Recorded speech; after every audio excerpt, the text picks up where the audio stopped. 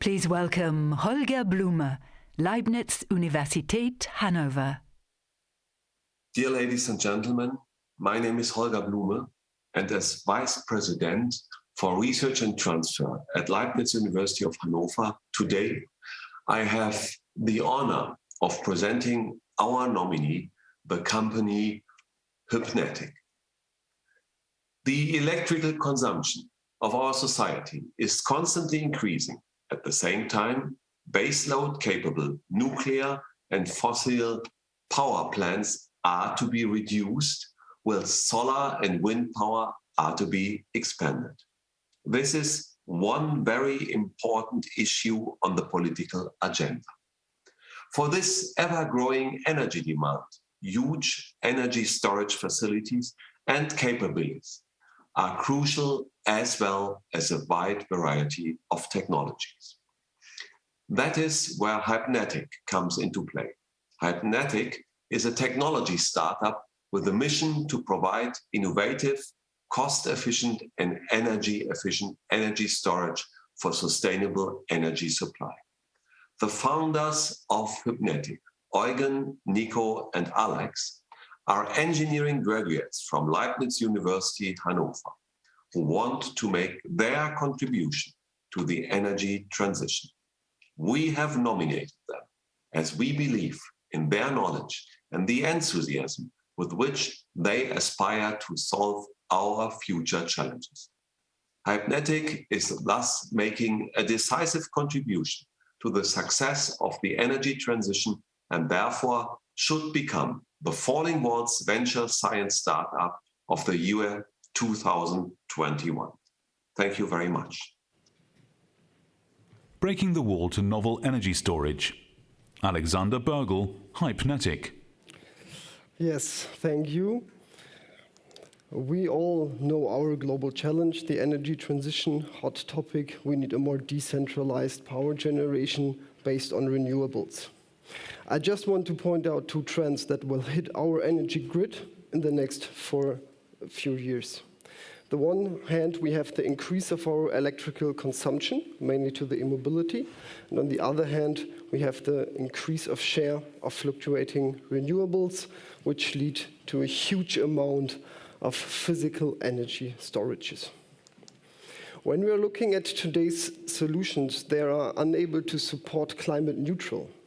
We have over 90% power pump storages. Unfortunately, we can't really expand these technologies. It's more central. We need geographical requirements, and all economical locations are in use.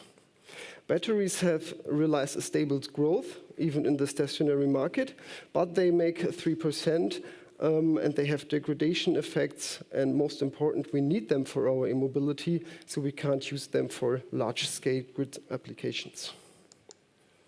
So introducing our energy storage technology, we're innovating a novel combination of hydraulic and pneumatic components from different industries. And we're working with the hydropneumatic principle, short form Hypnetic principle. So here we can see our MVP. At the left, we have the capacity unit, which stores the energy. And there we come up with our special and unique heat recovery based on phase change material to improve the efficiency. At the right, we see our power unit, so the conversion unit, and there we come up with our management system, ensuring the function for the energy storage, optimizing efficiency continuously with AI, and are providing the communication interfaces between our customer and our service. So all in all, we reach a really long service life because the components are designed for continuous operation. You can charge and discharge a battery 5, maybe 10,000 times. You can do this with our storage more than 100,000 times. Furthermore, we are modular scalable. We reach really high power density, and we only use sustainable materials. So, having a quick look at the market, we have outstanding commercial potential due to our climate goals. Looking at the global market, forecasted with nearly 30% annual growth rate. Looking at Germany, we can address the half of the segments, the industry and infrastructure sector directly, and the households via Quartus solutions indirectly. So who are our customer? We're targeting prosumer companies with a fluctuating load profile, and they can multi-use our storage. So peak shaving, consumption optimization, grid serving like balancing energy, and time of use is just when you buy energy when it's cheap and you sell energy when it's expensive. And through this multi-use and our cycle intensiveness, we create market impact towards a better storage utilization, because with batteries, you can't combine these applications. It's too cycle intensive for them. Okay, having a quick look at our business model, the first important thing is we plan to build large energy storage systems without capital commitment. So we buy the components directly from our suppliers to the customer location, comes with our management system and heat recovery, and do the initial operation. Then we got 4 revenue streams, mid to long term. Most interesting is the energy storage as a service model. Then we have the direct sales with maintenance contracts, and another really interesting model is the swarm use, where we or our partners can use the customer storage for our own purposes when he don't need it. We're right now in fundraising mode, starting with realization of market entry with the direct sales, and then we're planning to realize the energy storage as a service model after our Series A in 2024. Thank you very much.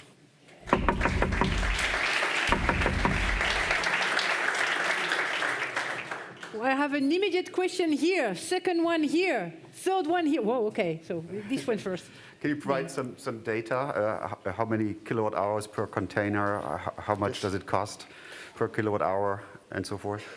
Yes, we have pricing because our independence of scalable. We price installed capacity and installed power, different from each other, and this is exactly we're orientating with the lithium batteries benchmarking. So we have the same price here, but lasts 10 times longer.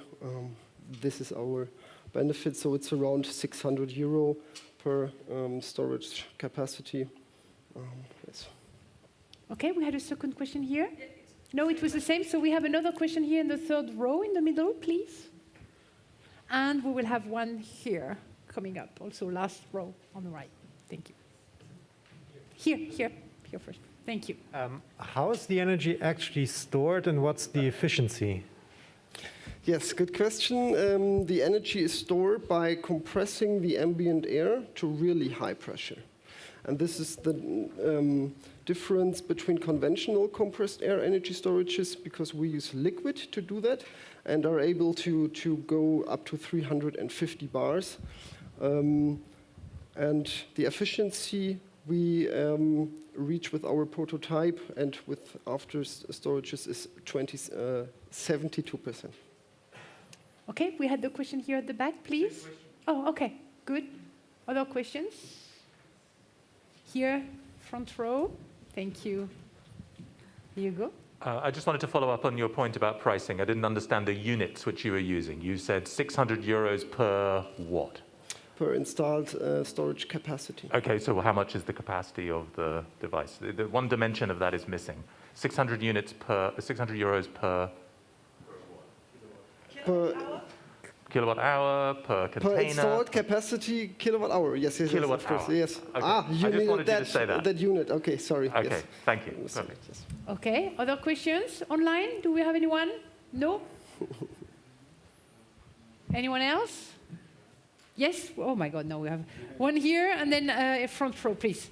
Can you please comment on the scalability? So how much energy can you store? So it all scales in volume, I guess, or is it only meant for local installations? It's meant for both. You want to know the energy density, so we can store about 400 kilowatt hours in one 20-foot standard container. Okay, next question here, front row. Yes, my question would be, does this actually mean that this machinery is rather loud and noisy and it generates, like in urban areas, a sort of a noise problem too, or is it also isolated from sound? And so Yes, if you stand directly in the container, it is like you have to speak up a bit louder. You can still understand each other, but the container is isolated because of the heat. And outside the container, you hear nothing. Okay, we had 30 seconds for last question, please.